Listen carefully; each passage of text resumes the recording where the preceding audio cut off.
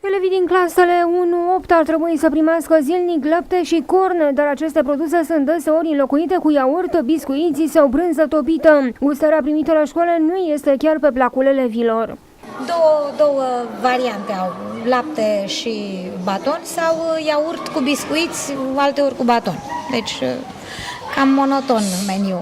Le mănâncă sau? Uneori da, alteori nu. De regulă când e cald și simt nevoia să se hidrateze, mănâncă laptele și iaurtul că se răcoresc, alteori nu prea, depinde.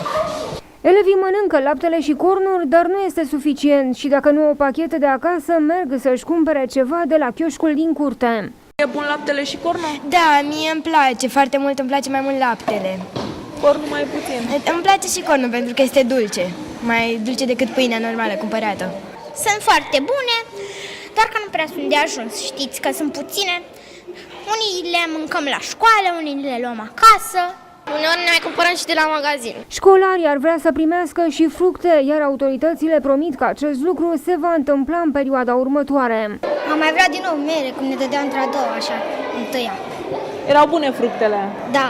Consiliul Județean a depus la Agenția de Plăți și Intervenții pentru Agricultură o cerere de acord prealabil pentru derularea programului de fructe în școli. În anii trecuți, autoritățile au încercat să dea mere la școală, însă au abandonat acest proiect.